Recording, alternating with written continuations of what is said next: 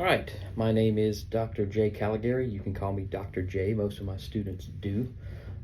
And welcome to Criminal Justice 3075 Criminal Procedure. I'm going to make this short video to go over what we're going to be doing in this class and what my expectations are, and maybe answer a few of your questions before you even have them. This is in lieu of us being face-to-face. Normally in a face-to-face class, I would go over all this the first class. So I'm just making this short video to go over some of this and perhaps help you and I both be successful in this class. And if I look away, I'm looking at my computer and I'm filming with another screen. So let's go over the, well, first of all, we have an academic assistant in this class. Her name is Tassie. She is also an instructor here. She is the very best at what she does. If you have any questions, go to her first with them, email her. If she can't answer them, she will contact me, and I will see if I can answer them. And if I can't answer your question, I'll go up to somebody else. With that being said, if you do have a problem with Tassie, contact me about it directly. If you have a problem with me, contact my supervisor, the dean, directly. And there's information in your syllabus on how to do that. Now, with that being said, let's go. Let's find the syllabus, and you can find it in your Moodle. This video is going to be an intro video under announcements at the beginning of the Moodle, so you ought to be able to find it pretty simply. Syllabus is pretty easy to navigate. There's a table of contents on the right you'll see, and you can go from page to page with it. There's a welcome page with my information on it. My office hours, I do have office hours, but generally if you email me, I'm going to answer within 24 hours unless it's late at night on a weekend or something. I'll answer you pretty quickly. Criminal procedure is a pretty important class in your journey academically and professionally. This goes over why we do what we do. I worked over 20 years in the field in criminal justice, and I arrested hundreds, if not over 1,000 people. And these procedures are in place to protect the officer and to protect the person who is allegedly violating the law. So it's really important to learn these. These will keep you out of trouble.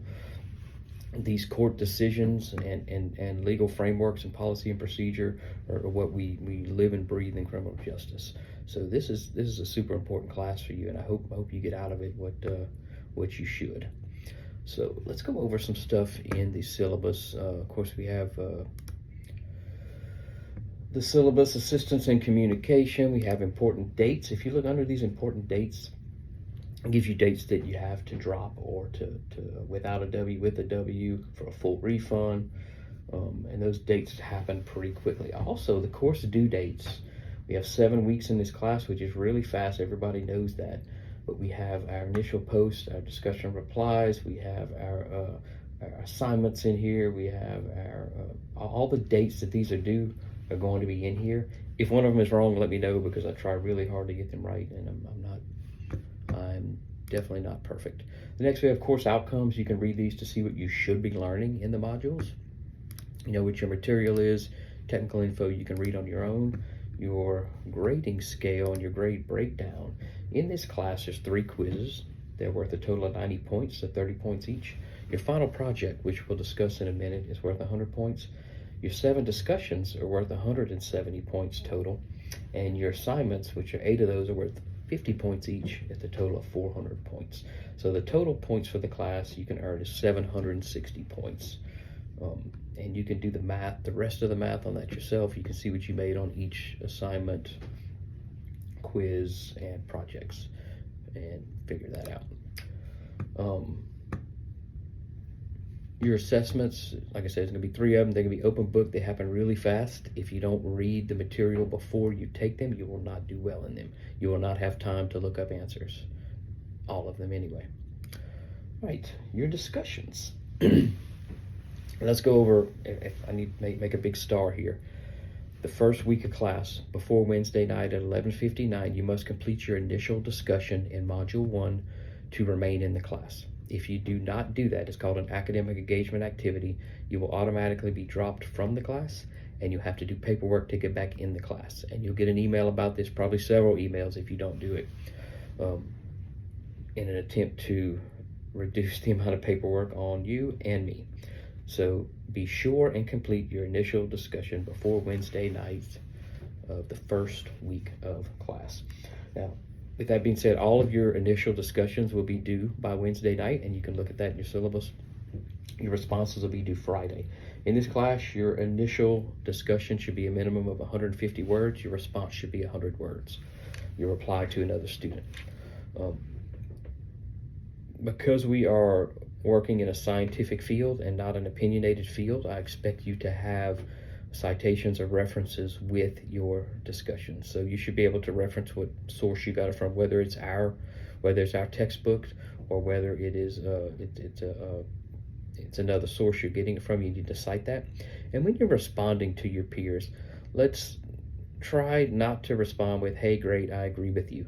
You either can politely refute what the person said using a source that says something different than what they said in the initial post, or you can engage them in furthering the conversation, furthering what they have said in their initial discussion. You can add to it using your own research. And look, you can use the university library to find, if you learn how to search things in that library, and I'm sure there's plenty of videos on how to do that, you ought to be able to find what you need in there to either refute or further a discussion. All right, your assignments, which are all a little bit different, 50 points each. They're due one week, it's gonna have 2 of them, the rest of them is gonna have 1 due. And let's talk about your final project. This is 100 points. This is gonna be due the last week of class. The 6th week of class, so that we can go over to the 7th week if there's something that you didn't understand. If you send it in and I see that you didn't understand it and that's why you're doing really bad on it, typically we can send it back and have you fix what you did wrong. But it's basically, you need to be working on this throughout the entire course. Every week, add some slides to it to pretend like you are in a police academy or in a police department teaching a class and teaching your fellow officers all these procedures that we're going to go through in this class. And there's some stuff within the modules to read about it. You should see that pretty quickly. All right, let's go over late assignments. We do not accept late assignments in this class unless there is a exigent circumstance and you have proof that there's an exigent circumstance, simply because we stay very busy. And in the field of criminal justice and law enforcement anyway, things are timed. You have dates and times. You have to have court reports ready. You have dates and times. You have to have training done. So we're pretty specific in it. This is not a liberal arts field where maybe you might have a little extra leeway and there's no date. There's actual dates this stuff is due, and it needs to be turned in by those dates. That's very important. If you miss your discussion, if you don't do your initial discussion by 11:59 on Wednesday nights, you're not going to get credit for it. Discussions in these classes are like birthday parties. If you missed them, you just missed them. You weren't there for it. And if you turn in your initial discussion late, it reduces the amount of time that other people have to respond to it. So that discussion depends on you turning it in on time. With that being said, let's go down to the academic integrity part of your syllabus. And of course, we talk about academic misconduct, plagiarism, citations, unauthorized assistance. But at the bottom, I've made a policy here for the use of artificial intelligence in our classes. And I want to read it to you and go over with it so there's no question as to what I'm trying to tell you with this. And I believe that AI is going to be part of our job as in law enforcement in the future, and part of pretty much every job. So I want you to start learning how to use it, but I want you to learn how to use it responsibly. And a computer will only output what you put in it, so you have to be intelligently putting something in there for it to give you an intelligent output. So using AI tools responsibly is an emerging skill. This course encourages awareness of AI's capabilities and limitations. When used appropriately as a drafting aid, when I say drafting aid, you need to understand what that means. AI can help develop ideas and refine work. It doesn't say AI can write it for you. It says it can develop ideas and refine work. However, directly copying or pasting off AI-generated content as one owns violates academic integrity. To uphold quality and transparency, please follow these guidelines. Number one, first, Evaluate AI-generated text critically before adopting it as your own. We all know AI can hallucinate, and if you didn't put the right thing in, it's not going to put the right thing out. Fact-check any claims and watch for factual errors and omissions. You are responsible for the content that you submit. Secondly, disclose any use of generative AI tools by briefly explaining how you use them to assist your process. For instance, you might describe using a tool to help brainstorm ideas or check grammar, and this promotes transparency. So if you're writing something, or if you're using it to help make your slides, or whatever you're doing for assignments in this class, put a note at the bottom saying AI was used as as a brainstorming partner. AI was used to edit some of this. Third, focus prompts on clarifying your own thinking rather than outsourcing it. So if you're prompting AI, you need to use your own thinking, not what I put in, not the words that I put, but what you're trying to generate, what you're trying to write. You have to use that to prompt it. And basically, if you use AI as a really smart friend who can give you ideas on how to do your own work, you're going to be successful. If you use it as a crutch and you use it to not help you, if you use it to let it do your work for you, it's not going to work. But if you use it as a source of intelligence to help you, you're going to be successful. Make sure to have the prompt language that you use, including this language, in your disclosure of AI use statement. So basically, somewhere probably below your sources, you could put disclosure of AI use, and you could put how you used it. And as long as it follows this policy, you should be okay. So I want you to use it, but I do not want you to copy and paste. I do not want you to use it to think for you. I want you to use it to help you think. With that being said, I'm just going to go over some of the modules here. And module 1, you have your discussion and your AEA, which is due by Wednesday night. And right off the bat, you have an open book assessment. So if you've read chapter 1 and 2, you should be able to do this open book assessment really quickly. And just to tell you what it is,